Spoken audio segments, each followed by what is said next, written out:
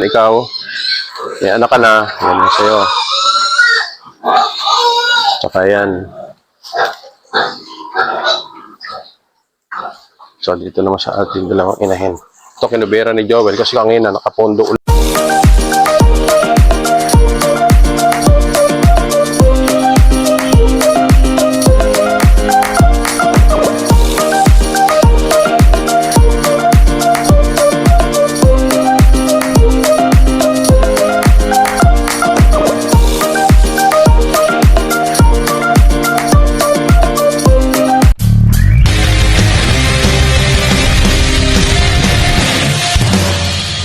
So ayun mga kabrad, isang napakagandang hapon muli sa ating lahat. At kagagaling lang natin din uli sa ating trabaho. At yun nga mga kabrad, nakapagbuhos tayo ng isang poste tapos yung ating mga biga na buhusan na rin natin. So sa susunod na balin dalawang poste na lang ang bubuhusan natin dun sa dulo. Kaya pagkatapos nun, puro tie beam na tayo. Hindi na masyadong mahirap dahil nabuhusan na natin lahat ng column dahil hinahabol nga natin na itong panahon na ito, buti ngayon mga kabrad, hindi umulan.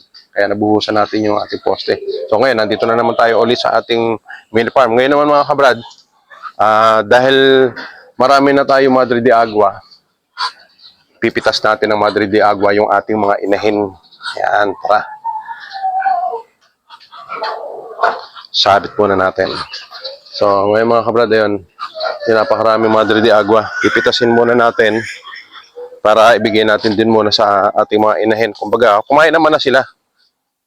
Kaya lang gusto ko mabigyan sila ng ito kasi maganda to sa mga bagong panganak. Yan, kamukha nito. Napakarami na naman nating ma-harvest.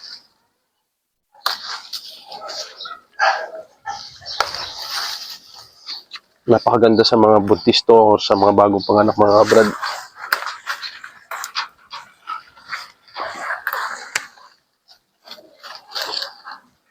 Lalo na kung maganda yung area na tataniman natin ito. Doon, paglipat natin doon, sigurado yun. Pero doon sa paglilipatan natin, may mga tanim na rin tayo ng Madre de Agua. Marami na rin. Kaya siguro, pero matagal na panahon na rin, meron na rin kami siguro ako mga 2 buwan na hindi napupunta doon. Pero sigurado ako na marami ng ano doon. Marami na tayong harvestin na Madre de Agua. Lalo na yung ganitong mga nag-uulan. So ito yung pinitasan natin ito, yung mga pinutol natin. Saglit lang ito mga kabrad. Wala pang mga 1 linggo lang, marami na naman tayong pipitasin dito. Marami namang uusbungan. Kung meron tayong lugar talaga na patag at saka yung pwedeng tataniman natin ito doon sa maganda sana nito talaga. Marami tayong Madre de Agua. Kasi napakaganda nito sa ating mga alaga. Mamanok man, mabibi. Pero sa ngayon, sa inahin muna natin bagong panganak para bigyan natin sila ng bagong panghimagas. Yan. So ito napakarami na. Ito pa lang, hindi pa ako nakakaalis dito sa na to. Ang dami na. So ito mga kabrad, kung ito gigilingin natin, isasama natin dun sa magkain ng manok. Marami to. So ngayon, bigay muna natin dun sa ating mga inahin. Ikaw, may anak ka na, yan na sa'yo. Tsaka yan. So dito naman sa ating dalawang inahin. Ito, kinubera ni Joel kasi kanina nakapondo ulan. Nakabulak umulan. Buti na lang, hindi bumagsak.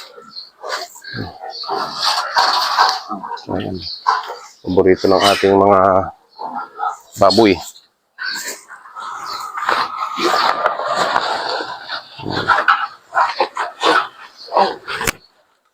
Ayan.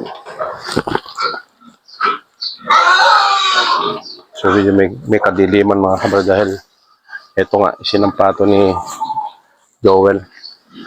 Pin-repair niya to dahil pag maangge, basa yung ating mga biik tsaka yung ating inahin.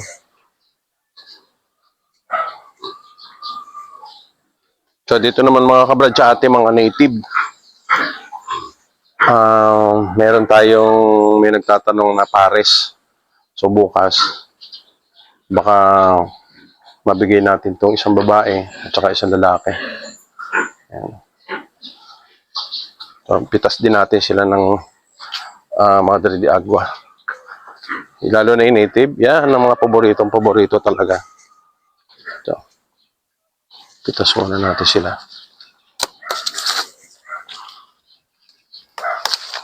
Ito mga kabrad, yung pinutol natin na yan, saglit lang yan. So dito nga dito pa lang ako namitas pero ayan, may mga tira pa.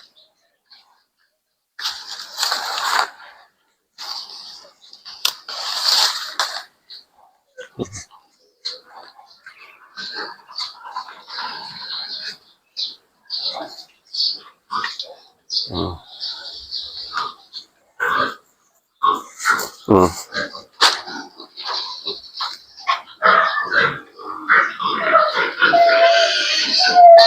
So magkakape muna kami ni Joel. Bumili tayo ng kape tsaka tinapay. Kapanin natin.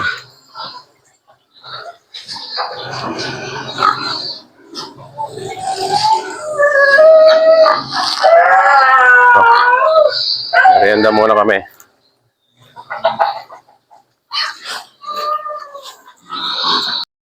Oh. Kailan ba sa akin dito? Ito? So, ayan mga kabrad, kape muna tayo. Tapos meron tayong hopyong baboy. Ayan. Ang namin ni Joel. Sino yan? Oh. Ay, anak ni ano? Toy? Yung pala anak ni Toy? Okay. So mga kabrad, sa Sabado, meron tayong lechon. Siguro yun yung isa sa panduktong natin. Sabi ko kay Joel, yung kukunin namin, yung kinuha naming huli nito na page, wala pang bayad yun. Dito mga kabrad, ang konsumo namin dito ngayon, bali well sa isang kuha natin, yung isang set, 4 na araw, 2 o 3. 3 lang. O isipin nyo mga kabrad, yung isang sakong pigs na breeder, hindi, 2 sakong breeder, 2 sakong starter, inaabot lang sa amin dito mga kabrad ng ano lang, 3 days. Pang 4 days, kulang na, no? Gahol na kami sa 4 days. So, yun mga kabrad, ang konsumo namin dito sa araw-araw na, ano, sa loob na isang linggo, bali, meron kaming pinapakain dito na, ano, bali ilang sako pala yun. 4 na sakong breeder at 4 na sakong starter. So, yun. Tapos, pera pa yung 20 kilos na mais. Bali, sa total, lahat ng konsumo namin dito weekly, inaabot ng 12K. 12,000, mga 12,860 yata. So, yun mga kabrad yung konsumo namin dito. Kaya dito sa ngayon, buti na lang, meron tayong mga nag-aabot-abot na nung nakaraan, meron bumili sa atin na 3 biik na native. Tapos, sa ngayon kasi, ang nangyayari sa akin, yung sahod ko sa trabaho, yun na yung aking pinanggagastos.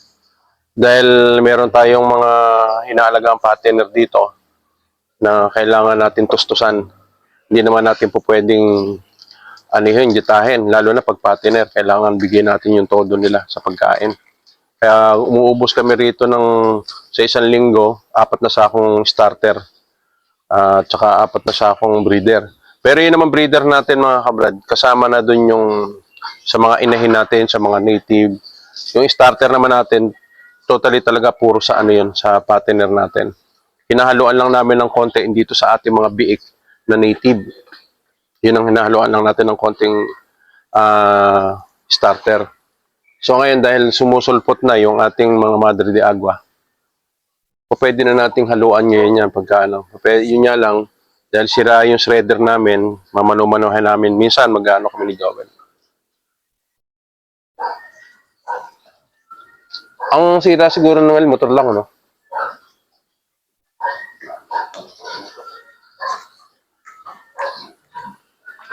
Pero the best yun, ano, sabi ni Manding, hindi ito maganda yung gano'n.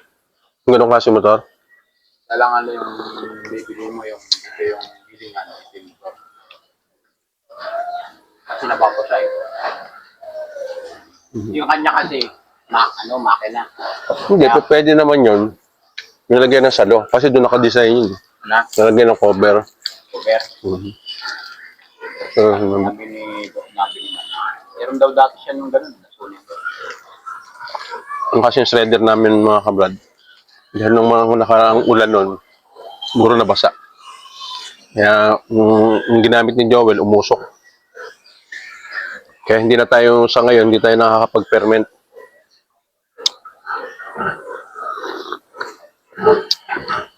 Pero malaking bagay sa ating mga kabrad yung sapal. Yun yung nagduduktong yung sapal ng taho.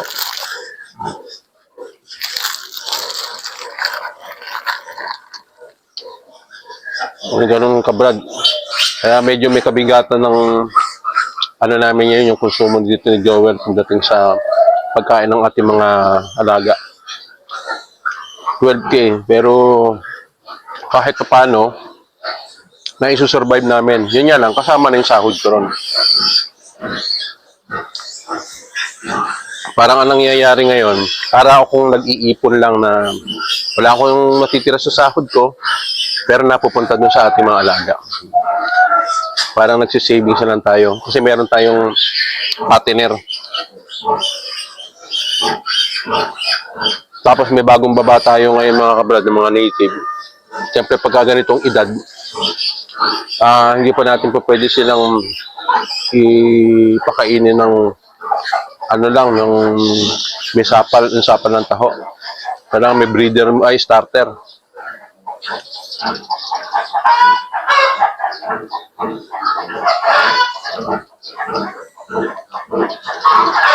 So yun yung konsumo namin dito mga kabrad. Mga patak ng 12,860 yung konsumo namin. Kasama na lahat yun, pati mga manok, bibi, yung pabo, kasama na yun. Kaya buti na lang mga kabrad, nag-aabot-abot, merong biglang may bibili ng biik na native, merong magpapalitsyon, kamukha sa Sabado, merong magpapalitsyon. Yun, nag-aabot-abot yun. Sa loob ng isang buwan, minsan mga 2 beses tayo nakapagbebenta ng yun yung isang pinanduduktong natin sa pang-araw-araw ng ating mga alaga.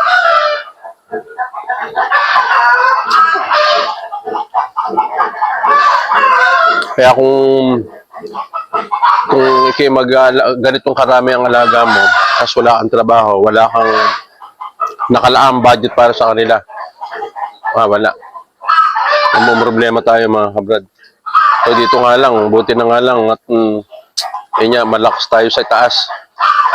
Pag pinag-pray natin na parang Lord, sana bigyan mo ko ng bayan man lang para may pantustos sa merong yun mga kabrad. Matik yun. Talagang sabi nga, faith lang, pananampalataya. At yun nga, merong pumupunta sa atin, may bili ng 3, 2, yun yung nag-aabot-abot. Kasi kung noon at wala tayong mga nakaprepare na ganito, wala, mahihirapan. Mahirapan tayo. So ngayon, mahirap, pero talagang ganun. Parang wala akong baga sa sahod ko. Walang natitira, pero meron namang pinupuntahan yun. Dito nga lang, sabi ko nga kay Joel, tiis lang, tiyaga lang tayo sa ngayon. Dahil yun lang ang puhunan natin talaga dito muna. At unang-una, siyempre, ang isa pang problema natin dito, yung ating kulungan niya dahil walang sa ayos yung bubong. Pangalawa, yung bubong natin double layer. Pagka ngayon kamukha nun, nakarang video natin, nag-i-inject tayo. Hirap na hirap si Joel kasusuot dahil mababa. Pero kumbaga mga kabrad, itong lugar nito kung saan kami nag-aalaga ngayon, maraming hindi man kami kumita siguro ngayon o hindi man kahit pa paano talaga masasabi ko na hindi kami kumita. Pero marami kaming natutunan na kung talagang tutuusin kung walang katubas na kabayaran yung aming natutunan ni Joel dito. ang preparasyon mula sa pagkabiik hanggang sa maging inahin. Marami kami natutunan din kahit paano. Sa tagal na namin dito, talagang merong mga tiyempo-tiyempo din na pag tuwing December, yan lang kahit paano, yun ang pinagagayakan natin mga kabrad. Pag December kasi marami sa ating mga umorder na lechon, lechonin. Kaya yung mga biik natin sa ngayon, preparado to para sa December. Meron tayong palakihin dito na bali 14 na biik na native at meron tayong 5 doon na bagong aawatin at meron tayong mga anak. Kaya ang pan-December natin mga kabrad, sure ball na yun na kahit pa paano. Pero sabi nga kay Joel, napapag-usapan namin kung kailan kami lilipat. Sisikapin namin ni Joel na itong bago mag-December or December, January nakalipat na kami.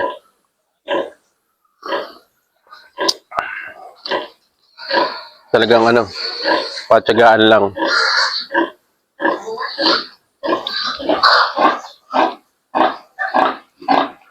Lalo na pagka nakikita mo mga kabrad yung ating mga biik na ito, kampan. So ayan, yung mga biik natin, malulusog. Ito kasi yung kay number 12, magaganda yung biik natin.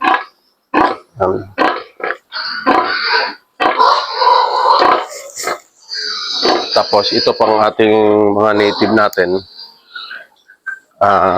Mga ilang buwan lang naman to. Malalaki na naman yan. Ito. Kasi sa Sabado, meron ito yung ililichon. Alin sa dalawa na yun, yung malaki na yun. Tapos meron din bukas baka pumunta si Ani. May pupunta, naghahanap ng pares na native. Lalaki, babae. Posible ito yun. Yan. Oo, yung malaki na yan. So dito tayo kukuha sa malalaki na neto. Yung tatlong klase kasi ang laki nito mga kabrad merong tumitimbang ng 20 kilos to 25, meron tumitimbang ng 15, at meron tumitimbang ng parang 8 to 9 kilos yung bagong awat, yung 10 piglets natin na native. Yan.